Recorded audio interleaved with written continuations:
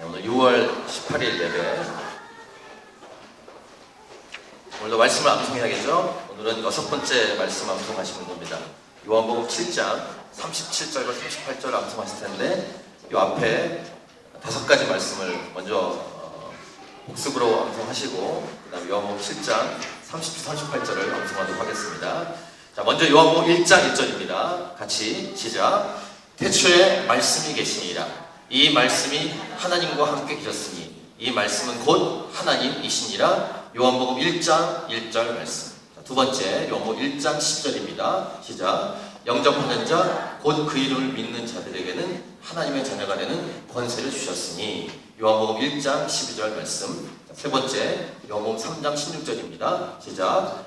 하나님이 세상을 이처럼 사랑하사 독생자를 주셨으니 이는 그를 믿는 자마다 멸망하지 않고 영생을 얻게 하려 하심이니라. 요한복음 3장 16절 말씀.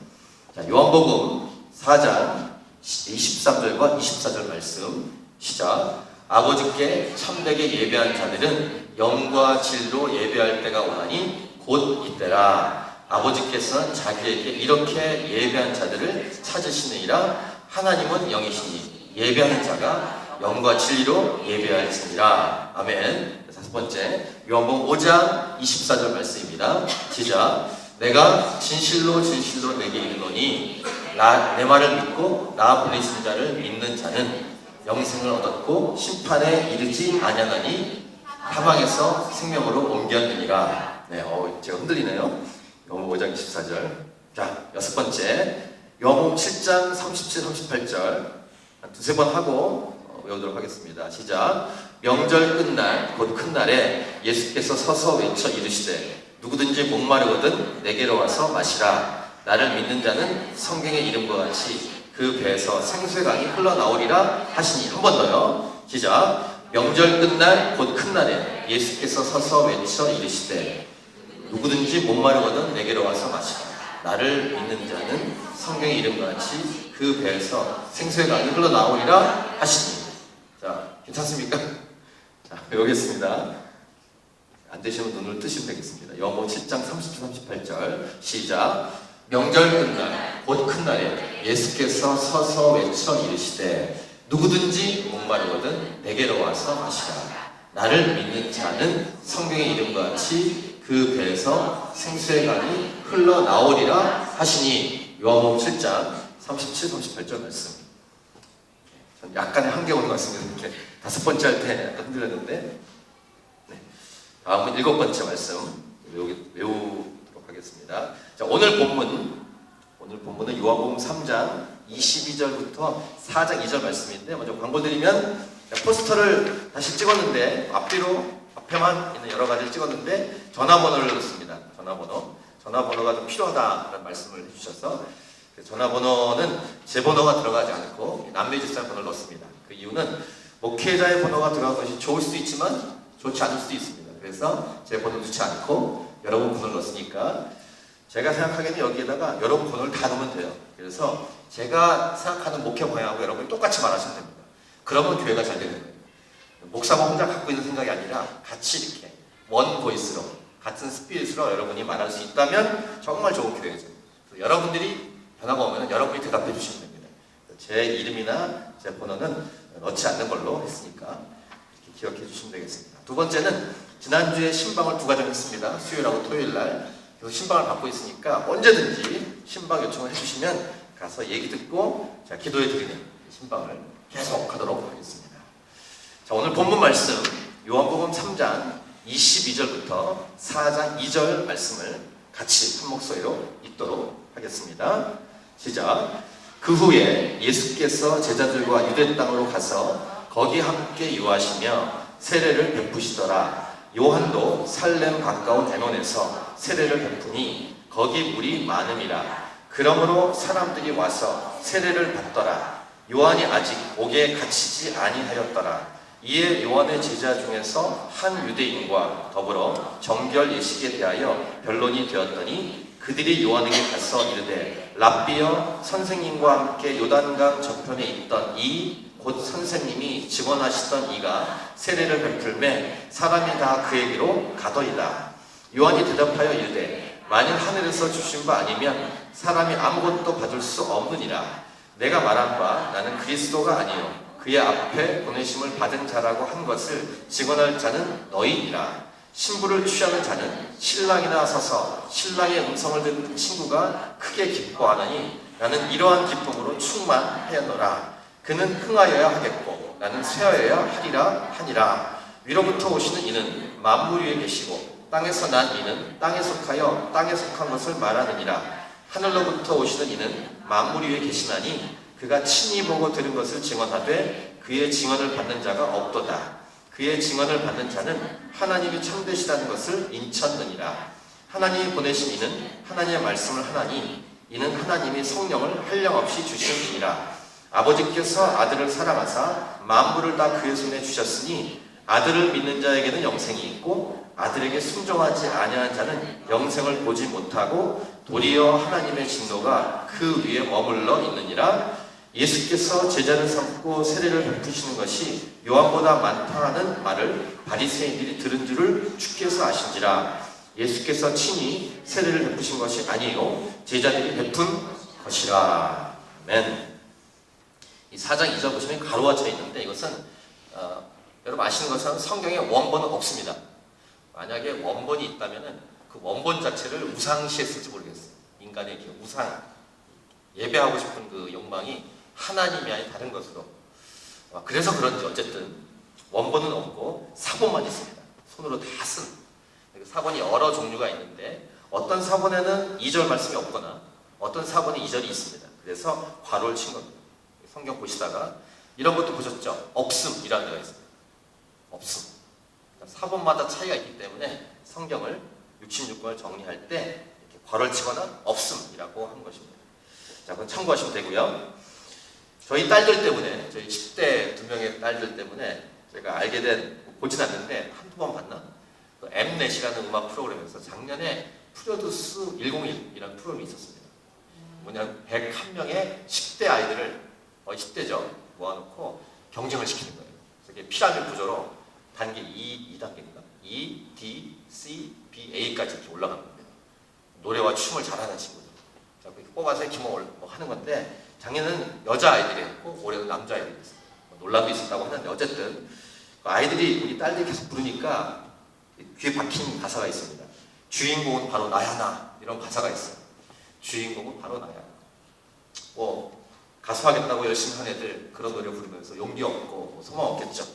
그러나 이것을 인생으로 연결시킨다면 이렇게 말하고 싶습니다. 꿈 깨라. 잘못 생각하고 있는 것이다. 주인공이 왜 너냐? 주인공은 절대로 인간이 될 수 없어요. 주인공은 오직 예수님 한 분이십니다. 이때 아멘 하시는 거예요? 아멘. 아멘. 주인공은 오직 예수 그리스도 한 분이십니다. 할렐루야. 우리 예배하는 초점이 여기 있습니다. 아멘이 마음에 안 듭니다. 주인공이 여러분 같으세요? 주인공은 오직 예수 그리스도 한 분이십니다. 아멘. 하여튼 가장 크게 아멘. 예수 그리스도가 주인공이십니다. 아멘. 지금 우리가 이렇게 예배하고 있죠. 예배는 사람을 위한 게 아닙니다. 사람을 배려할 수 있지만 예배에 누구를 위한 것이냐? 예배는 오직 하나님을 위한 예배입니다. 그게 진짜예요. 우리가 이렇게 예배드리러 모였는데 하나님이 약간 빠지거나 밀리면 그 예배는 거룩하지 않게 됩니다. 예배는 오직 하나님만을 위한 것이다. 나는 지금 무엇을 하러 이곳에 와 있는가, 앉아 있는가 꼭 기억하셔야 되고 질문을 항상 던져야 됩니다. 인간은 착각해요. 자기가 주인공이죠. 특별히 우리 이민사회, 이민교회들 평소보다 이렇게 주일날 모이면 다 모이니까 인기 받고 싶어 합니다. 물론 이제 하나님 앞에 나오니까 옷 잘 입고 예쁘장하게 오는 건 맞는데 주인공이 되고 싶어하는 욕심이 있습니다. 절대로 예배 때는 주인공은 하나님밖에 없다는 사실을 기억하고 여기 앉으십니다. 목회자도 마찬가지입니다. 설교 잘했지, 이 찬양도 잘했지, 웃기지 말라고 하는 거예요. 저는 그저 하나님을 들어야 됩니다. 인생의 주인공은 내가 아니다. 오직 하나님만이 빛나셔야 된다. 연극이나 영화 이런 거 볼 때 주연이 있고 조연이 있죠. 들러리도 있습니다. 지나가는 사람도 있고. 명품 주연을 아름답게 하는 조연. 그게 잘된 영화고 연극. 인생도 마찬가지입니다. 인생의 주인이 누구신지를 분명히 하는 것. 이것이 인생을 잘 사는 비결이에요. 인생의 주인이 누구신지를 아는 사람은, 즉 예수님이신 것을 분명히 아는 사람은 어떤 스피릿으로 살아가는가? 십자가 스피릿으로 살아갑니다. 십자가 정신으로. 십자가 정신을 한마디로 간단히 말하면 자신이 죽는 거예요. 내가 죽고 하나님이 드러나는 거예요. 이게 십자가 스피릿이요. 우리가 이렇게 예배할 때도 이 십자가 스피릿으로 예배하는 것입니다. 진짜 예배 기름 부음이 있으면요, 아무 사람이나 나 자신도 이렇게 신경이 안 쓰이고 오직 하나님께 몰입됩니다. 이게 진짜 기름 부음 이야기예요. 십자가 정신을 가진 사람의 태도와 모습을 제가 약간 풀어가지고 쉽게 알아듣게 한번 설명해 보겠습니다. 자, 십자가 정신은 쉽게 말하면 이것입니다. 자신이 아닌 다른 사람이 잘 되는 것을 보고 배가 아프지 않는 사람. 쉽게 풀었어요. 십자가 정신이 이것입니다. 자신이 아닌 다른 사람이 잘 되는 것을 보고 배가 아프지 않는 사람. 특별히 라이벌 관계라면 더욱더 이 표현은 중요합니다. 이것을 잘 표현한 시가 있어서 제가 오늘 여러분께 나눠드렸는데, 제가 좋아하는 강명식 형제입니다. 이 형제는 실력도 있고 영성도 있는 형제입니다. 나이는 저보다 2살 어리지만 사역으로는 선배고 제가 존경합니다. 강명식 형제를. 이 형제가 곡을 붙이고 시를 쓰신 분은 서성환 목사님이세요. 이 서성환 목사님이 쓰신 시, 승리라는 시인데 이 시를 나눠드렸습니다. 좀 강조하기 위해서 나눠드렸습니다. 제가 작년에 전에 있던 교회에서 제자반 공부할 때 자주 그 제자반 공부하시는 분들에게 이 제자도에 관한 말씀과 함께 승리라는 가사를 많이 알려드렸어요. 자주 반복하고 개인톡으로 무슨 문제가 딱 오면은 이렇게 설명한 다음에 이 승리라는 가사를 이렇게 보내드리고 있습니다. 그만큼 이 가사 내용이 우리에게 주는 이렇게 메시지가 있기 때문에 그랬는데, 먼저 이 제자도와 관련된 말씀 2군데를 제가 읽어드리고 그 다음에 승리라는 가사를 보도록 하겠습니다. 서로 막 누가 크냐고 막 논쟁하고 경쟁하는 제자들에게 예수님이 하셨던 말씀 중에 한 가지가 마가복음 9장 35절이에요. 마가복음 9장 35절 한번 같이 읽겠습니다. 시작. 예수께서 앉으사 12제자를 불러서 이르시되 누구든지 첫째가 되고자 하면 무사람의 끝이 되며 무사람을 섬기는 자가 되어야 하리라 하시고, 예수님의 말씀 십자가 스피릿. 2번째, 주의 우편과 좌편을 원하는 세베대의 아들 요한과 야고보가 예수님께 영광 중에 우리를 주님의 오른쪽과 왼쪽으로 앉혀주세요 라고 요청했을 때 그걸 들은 나머지 10명의 제자들도 화를 냅니다. 이 말은 뭐냐면은 다 한 잔씩 차지하고 싶은 거예요. 아직 천국, 구원 뭐 이런 걸 모르는 아직 그런 수준에 있는 제자들이니까 세상 마인드로 예수님께 요구했겠죠. 모두 다 한 자리씩 원했어요. 그때 예수님이 말씀하셨던 것이 마가복음 10장 42절부터 45절이에요. 이 말씀도 같이 읽도록 하겠습니다. 시작.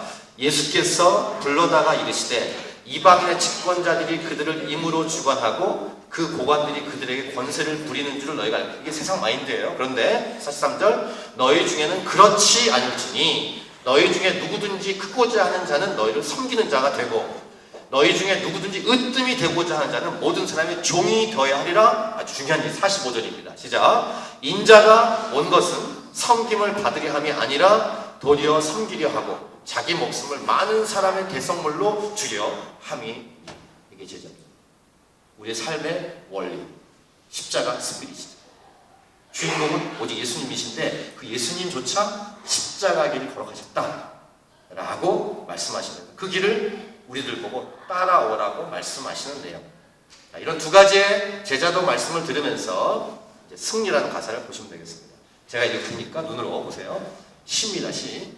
승리가 무엇인 줄 아는가? 승리가 무엇인 줄 아는가? 더 좋고 편한 가능성의 유혹을 전련히 잘라버리고 오직 주님만 따라가는 것, 바로 승리라는. 승리가 무엇인 줄 아는가? 승리가 무엇인 줄 아는가? 이 부분을 제가 제자반 사람들한테 많이 강조했었습니다. 여러분에게 강조하고 싶습니다. 하고 싶은 말 그 많고 많은 말 모두 힘겹게 억 누르고 오직 주께서만 말씀하게 하는 것, 바로 승리라네. 가슴에 새기십시오. 결과가 어떠해도 주님만 빛나시고 주님 평안 내 안에 있으면 그것이 바로 승리라. 치열한 자기와의 싸움을 허옇게 잠재우고 오직 주님만 따라가는 것, 오직 주께서만 말씀하게 하는 것, 주님만 내 안에 사시게 하는 것, 바로 승리. 세상에서 말하는 승리와 전혀 다르죠? 여러분, 예수 믿었다는 것은 바로 이러한 진짜 승리를 누리고 획득하기 위해서 모이신 겁니다. 혹시 여러분 중에 잘못 왔다 이런 생각이 드실 수 있어요. 잘못 왔네? 교회가 이런 곳이었어? 그러면은 둘 중에 하나입니다. 예수님 믿지 않고 있든지 아니면 세상에 푹 빠져 있다. 진짜 예수님 믿으시면, 주님 따라가기를 원하시면은 이 가사가 나에게 부딪히지 않는 것입니다. 아멘으로 받아들여집니다. 순간순간 공격이 오고 유혹이 올 때도 다시 이 자리로 나오는 것이죠. 이게 승리입니다. 이렇게 아름답게 살아간 사람이 있을까? 예수님 말고 있습니다. 그것이 오늘 본문에 나오는 세례 요한입니다. 이 세례 요한에 대해서는 우리 요한복음을 처음 시작한 두 번째 주와 세 번째 주에 이미 묵상해서 나누었습니다.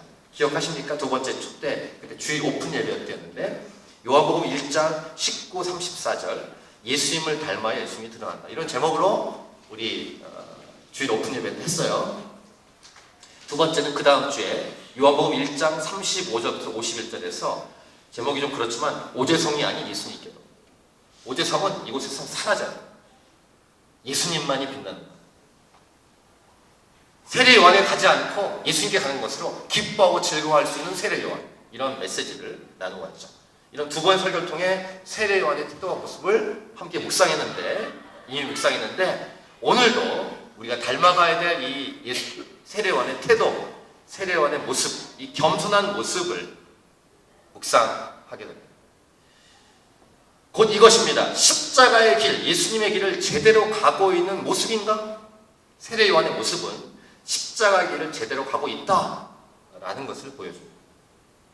우리 하나님이 찾으신 교회가 전심으로 닮아가야 될 모습이 바로 이 세례 요한의 모습이라는 사실을 잊지 말아야 하는 것입니다. 자, 지난주에 우리는 니고데모에게 돌직구를 날리신 복음의 메시지를 날리셨던 예수님을 보았습니다. 그리고 이제 오늘 본문으로 이어지는데 오늘 제목, 그래서 들러리로서 기뻐할 수 있는 영광의 자리라는 제목을 붙였습니다. 들러리로서 기뻐할 수 있는 영광의 자리. 신랑과 신부 자리가 아니라, 핵심 자리가 아니라 이렇게 가생의 자리에 있어도 기뻐할 수 있고 영광이다라고 고백할 수 있는가? 자, 오늘 읽으셨던 본문 중에 앞에 22부터 24절을 제가 읽겠습니다. 그 후에 예수께서 제자들과 유대 땅으로 가서 거기에 함께 유하시며 세례를 베푸시더라. 요한도 살렘 가까운 에논에서 세례를 베푸니 거기 물이 많음이라. 그러므로 사람들이 와서 세례를 받더라. 요한이 아직 목에 갇히지 아니하였더라. 자, 세례 요한이라고 별명이, 그러니까 세례라는 말이 붙었으니까 요한의 역할은 세례를 베푸는 게 세례 요한의 역할이죠. 그런데 또 다른 사람이 세례를 베푼다는 얘기를 듣습니다. 그분 바로 예수님이십니다. 그러니까 이거를 우리가 알아듣게 쉽게 말하면은, 업종으로 말하면 같은 업종이 또 옆에 생긴 거예요. 경쟁자. 쉽게 이해하기 쉽게 예수님의 세례 요한 세례를 어떻게 업종으로 비유하겠어요? 감히. 근데 이제 쉽게 이해하기 위해서 업종으로 경쟁자가, 라이벌이 생긴 거예요. 그럼 보통 어떻게 합니까? 다 그렇지 않겠습니다만 공격합니다. 시기하고 깝니다. 깐다고 하죠. 적나라하게 이제 교회로 얘기하면은 교회 옆에 교회가 생긴 거예요. 가까운데. 기존의 교회가 하는 반응들이 있습니다. 그러나 다 그렇단 말이 아닙니다. 특별히 목회자로서, 목사로서 대놓고 직접적으로 말하지 못하지만 어쨌든 배가 좀 아프고 그런 사람들이 하는 표현이 있습니다. 보통 뭘 드냐면 신학적, 목회적, 성경적 이런 얘기입니다. 이렇게 해서 옆에 새로 세워진 교회에 대해서 비난하고 싶어 하죠. 이것은 하나님의 마인드가 아니라 세상 마인드입니다. 또 기존 교회를 들먹입니다. 기존 교인들 생각하는 것처럼, 녹화되니까 여기 보고 얘기하겠습니다. 기존 교회 생각하는 것처럼, 기존 교인 생각하는 것처럼. 그것이 진짜인가를 확인해봐야 돼요. 그런 목회자 리더십들의 속마음을 잘 모르고 들어보면은 감동 있게 들리고 그럴듯하게 들리고 속으면 안 됩니다. 보통 이 직접 목소리로 그걸 듣는다면 목소리 깔고 말하겠죠. 아, 그렇지만 그렇게 옆에 교회를 세우면 될까? 이런 식으로 말할 거예요. 마치 자기는 어느 정도 수준에 올라간 것처럼. 다시 말하지만 다 그렇다는 게 아닙니다. 좋은 분들도 계십니다. 근데 제가 어떻게 잘하냐면 제가 이미 경험했었습니다. 제가. 그리고 여러 많이 받고 저를 포함해서 그런 사람들 많이 봤습니다. 목회자라고 해서 특별하지 않습니다. 인간이기 때문에 그럴 수 있어요.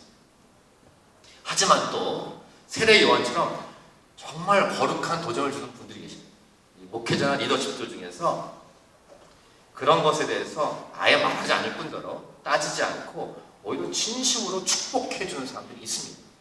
그런 분들을 봤습니다. 더 나아가서 자기의 것을 내어주면서까지 축복해 주는 사람들을 봤습니다. 경쟁할 때 그 상대방에게 축복하면서 자기 것 내어주는 거예요. 물론 경쟁이 있는 것은 때로는 긍정적인 효과가 있을 수 있습니다. 공부할 때 왜 옆에 공부 잘하는 사람이 있으면 도전되면서 효과가 있잖아요. 자극되면서. 하지만 인간은 옛날 말처럼 사촌이 땅을 사면 배가 아프게 되어 있어요. 인간의 본성은 경쟁의식과 함께 경쟁의식이 넘어가서 상대방을 비난하게 되어 있는 성향이 있습니다. 이것이 이제 자기의 이익과 관계가 없으면 그냥 무관심하고 넘어갈 수 있지만 이익과 딱 연결되면은 공격할 수밖에 없는 연약함이 있습니다. 교회라도, 목회자라도. 저도 그런 연약함이 있기 때문에 쉽지 않습니다. 저도. 그래서 이렇게 교회를 만약에 우리가 이제 하고 있는데 교회가 다른 교회가 없는 근처로 하려고 무진 애를 써야 된다고 생각합니다. 쉽지 않지만 제가 시드니에 있는데 왜 캔버라 왔을까? 그 여러 결정의 이유 중에 이런 부분이 있습니다. 제가 이 말씀과 함께 준비할 때 뭐가 떠올랐냐면 서울에 있는 온누리교회 풀타임으로 이렇게 사역할 때에 있었던 사역 하나가 떠올랐습니다. 청년부에서 사역할 때 그 당시 그 청년부가 사이즈가 컸기 때문에 여러 부서가 있는데 여러 부서가 연합해가지고 대한민국의 남쪽 바닷가 쪽에 가서 어느 교회를 빌립니다. 그리고 그 남쪽 바닷가에 있는 섬들의 교회들이 자그마한 교회들이 많은데 그 자그마한 교회를 다 연합해가지고 모아서 연합 집회를 열어주는 모임을 매년 했습니다. 근데 거기 섬에 있는 교회의 실태를 들은 다음에 아주 충격이었어요. 성도님, 교인이 1명, 2명 또는 목회자 가족만 있습니다. 또 많은 교회가 목사가 없습니다. 무목교회라고 하죠. 그런 교회가 엄청 많아요. 그러니까 제대로 어린이나 청소년들 수련을 할 수가 없으니까 이 서울에 있는 교회들이 내려가서 섬겨주는 거예요. 그래서 오늘의 청년부 부서들이 연합해서 했어요. 자, 그분들을 이렇게 보면서 어떤 생각이 들었을까요? 부끄러웠어요. 저는 자동차도 나오지, 보험도 되지, 월급 꼬박꼬박 나오지, 풀타임 목사니까, 대형교회. 어디든지 가면 지원도 해주지. 되게 부끄러웠어요. 미안해. 그래서 앞에서 찬양인도 하고 이렇게 강의할 때 사실은 제대로 할 수가 없었어요. 그 사람들에게 뭘 이렇게 하십시오 이렇게 하는 게 어려웠어요. 두 번째가 생각났습니다. 오늘의 교회에서 여러 모임들이 있는데 시골 지방에 있는 목사님, 사모님들을 다 불러 모았어요. 한 600명쯤 모았습니다. 그래서 큰 예배당에서 사모 학교, 사모 예수제자학교 이런 모임을 만들었어요. 찬양이도 제가 했고 하영조 목사님이 그 당시 설교했는데 여러분 그 모임이 어땠는지 아십니까? 울기만 했어요. 울기. 그분들 바라보고 서서 제대로 할 수가 없었습니다. 아니 다를까 한 목사님도 올라오셔서 설교 못하시고 계속 우셨어요. 할 말이 없는 거예요. 사모님들이니까 얼마나 힘들게 사역하시는지.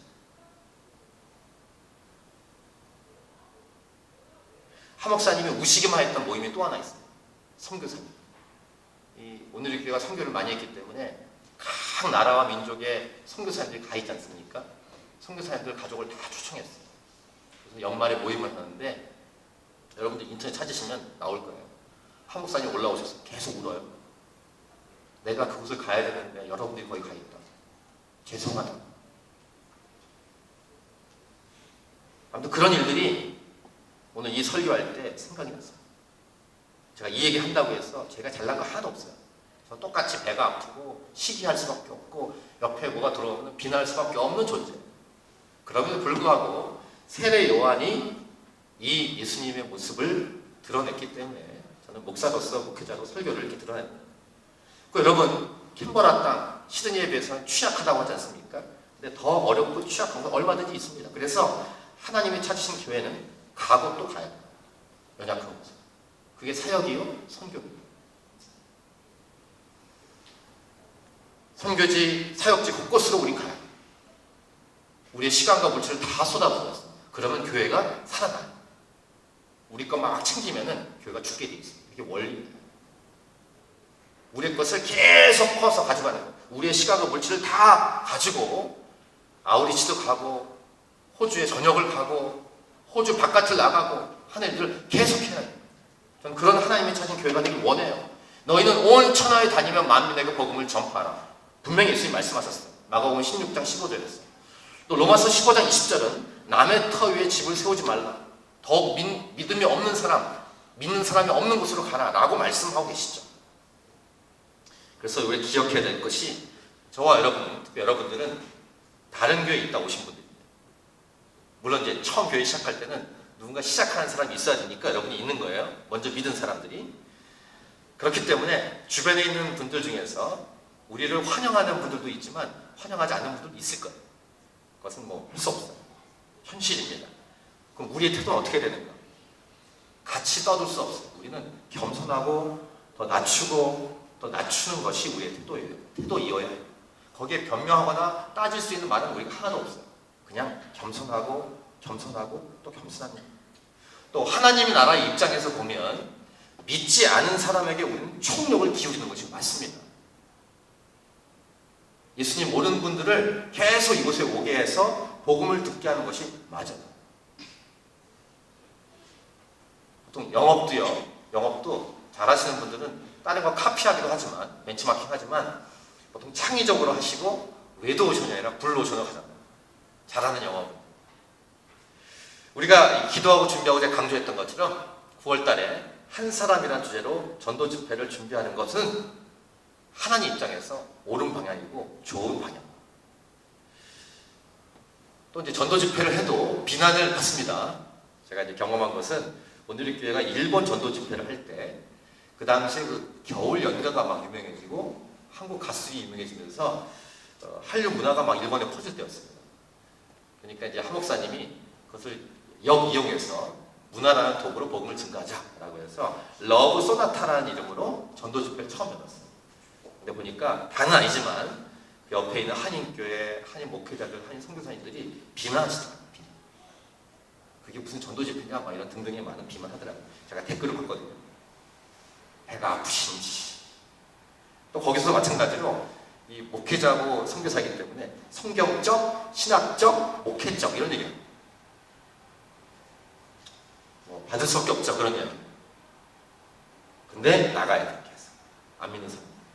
0.1%도 안 되는 일본의 사람들, 믿음이 없는 사람들을 향해서 전도 집회를 여러 교회가 해야 되죠. 선교단체가. 혹시 여러분 중에 일본을 마음에 품고 있으면 얘기하세요. 일본 소그룹 만들어가지고 기도하시면서 일본 놓고 기도하시고 또 가시고. 기존 교회로서의 태도를 세례 요한을 통해 우리는 배웁니다. 오늘 말씀을 통해. 옆에 교회가 생기면 축복해 주는 거예요. 저희가 이제 어느 장소에 혹시 교회가 자리 잡으면은 열심히 하고 있는데 옆에 교회가 들어오면 축복해줘요. 축복해주고 우리가 줄 수 있는 거 주고 이러면 돼요. 또 이렇게 설교 예배 오다가 오재성 목사의 설교나 오재성의 스타일과 교회 스타일이 마음에 안 든다고 하면은 그분에게 권면해줍니다. 저쪽 교회 가시라. 그쪽 교회 부흥할 수 있도록. 이게 세례 요한의 태도예요. 지난번에 그래서 제가 없을 때 아직 여기 살기 전에 캔버라 교회들 축복하기 위해서 아마 저기 마운틴 에이스에 올라가셨죠? 잘하시는 거예요. 지금 추워서 못 올라가지만 다시 따뜻해지면은 계속 올라가십니다. 캔버라 땅을 보면서 캔버라의 교회들, 여기 호주 흥직교회, 그 다음에 여러 다민족 교회, 한인교회는 마음껏 축복해요. 부흥하는. 자, 보세요. 25절, 26절. 요한의 제자가 예수님 쪽에서도 세례를 준다는 얘기를 듣고 와서 이렇게 말합니다. 여러 정결의식에 대해서 변론한 다음에 26절, 그들이 요한에게 가서, 자기 선생님에게 가서, 랍비여, 선생님과 함께 요단강 적분에 있던 이 곧 선생님이 증언하신 이 예수님입니다. 세례를 베풀매 사람이 다 그에게로 가더이다. 그러니까 세례 요한의 제자로서 그게 마음이 안 좋은 거예요. 그래서 자기 선생님한테 와서 이걸 다 고백해요. 그랬더니 세례 요한이 뭐라고 할까요? 어떻게 반응했을까요? 지금 많은 내용을 설명했습니다. 오늘 제목처럼 들러리로서 기뻐할 수 있는 영광의 자리라는 것을 세례 요한이 말해주는데 27절 보시면 요한이 대답하여 이르되 만일 하늘에서 주신 바 아니면 사람이 아무것도 받을 수 없느니라. 무슨 말입니까? 하나님이 주셔야 받을 수 있다. 하나님이 주시지 않으면 받을 수 없다. 사람이 그쪽으로 가는 것 하나님의 뜻이다. 이 말입니다.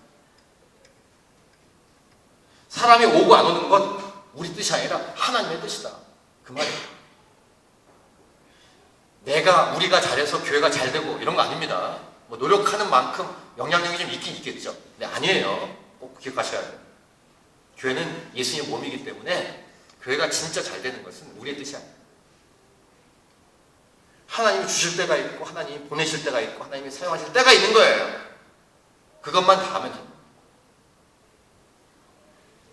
세례 요한에는 설교를 앞에서 할 때 제가 그런 표현 썼습니다. 내 것은 없다. 따라하겠죠. 내 것은 없다. 하나님이 찾으신 교회에 오신 여러분들과 저 포함해서 앞으로 혹시 오실 분들을 우리 게 아닙니다. 우리 사람이 아닙니다. 잠시 오는 것뿐이에요. 다 하나님의 사람이고 저와 여러분은 청직일 뿐이에요. 요 시기에 요 장소에 오신 분들은 우리 최선을 다해 섬길 뿐이에요. 세례 요한도 이 고백을 합니다. 28절 같이 읽겠습니다. 시작. 내가 말한 바 나는 그리스도가 아니요 그의 앞에 보내심을 받은 자라고 한 것을 증언할 자는 너희니라. 무슨 말입니까? 내가 주인공이 아니고 예수님이 주인공이시다 라는 고백을 세례 요한이 하고 있습니다. 그 예수님이 주인공이신 예수님이 오셔서 세례를 주시는데 당연히 사람들이 글로 가는 게 맞다. 또 우리 오늘 본문 중에서 맨 마지막에 읽으셨죠? 4장 1, 2절을 보시면 예수님이 직접 세례를 주신 것도 아니에요. 예수님의 제자들이 세례를 준 거예요. 그렇게 기록하고 있습니다. 어쨌든 예수님께로 가는 것 당연하다 라는 말을 세례 요한이 해줍니다. 세례 요한이 아주 위대한 말을 해요. 사람 다 절로 가고 자기에게 사람이 없고 우리 1장에서 봤죠? 자기 제자까지 예수님께 가는 그런 마당에 세례 요한이 하는 아주 유명한 말, 핵심적인 말, 오늘 설교의 핵심 되는 메시지가 29, 30절이에요. 이 태도와 중심을 우리가 배우고 본받고 따라가야 한다는 거예요. 자, 29, 30절 핵심 말씀 같이 읽겠습니다. 시작. 신부를 취하는 자는 신랑이나 서서 신랑의 음성을 듣는 친구가 크게 기뻐하나니 나는 이러한 기쁨으로 충만하여노라. 그는 흥하여야 하겠고 나는 쇠하여야 하리라 하니라. 이렇게 말씀하십니다. 저분은 흥해야 되겠고 나는 쇠하여야 한다. 그러니까 세상의 마인드하고 전혀 다르죠. 그러니까 세상 마인드는 이 말씀을 제대로 들을 수가 없습니다. 한마디로 나는 들러리다. 들러리는 것도 기쁘다. 이런 말입니다. 들러리로서 충분히 기뻐 무척 기쁘다.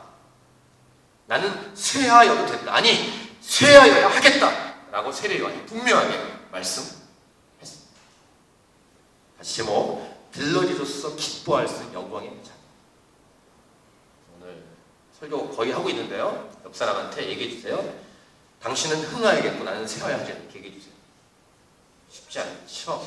당신은 흥하고 나는 쇠하고. 결혼식 가면요 하객들 손님들 중에 민폐되는 분들이 있습니다.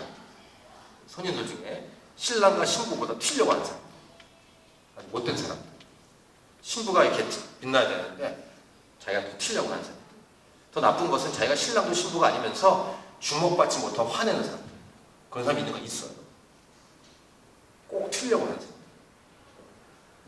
정신이 이상한 거예요. 그 결혼식에서는 신랑과 신부가 튀어야 돼요. 아무리 자기가 외모가 뛰어나고 멋있어도 감추어야 돼요. 그 신랑과 신부가 뛰어나게 만들어야 돼요. 들러리로 섰을 때도 들러리 수준으로 있어요.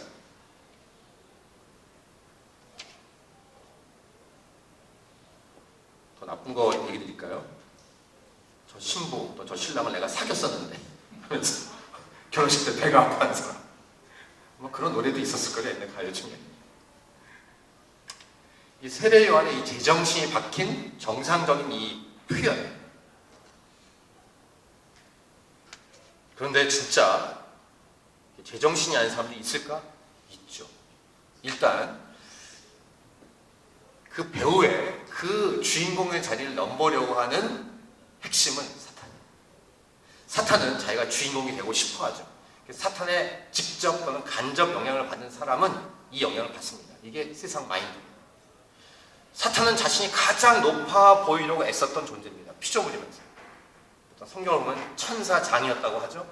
근데 그가 타락해서 가장 교만해졌을 때 하나님이 꽂아버렸습니다. 그게 타락한 천사장, 사탄. 그 천사들이, 그 졸개들이. 여기에 조종을 당한 많은 사람이 있었어요. 예수님 당시에도. 그 중에 대표적인 사람이 헤롯입니다. 마태복음, 우리 크리스마스를 우리가 지낼 텐데 크리스마스와 관련된 성경 말씀을 잘 보세요. 이 아기 예수님이 탄생한다는 얘기를 들었을 때 막 화가 나거나, 겉으로 표현하지 않지만 죽이려고 하는 사람들이 있었습니다. 근데 그와 반면에 동방에서부터 멀리 온 박사들, 동방 박사들은 어떻게 합니까? 예수님께 경배하려고 오지 않습니까? 예물 드리고.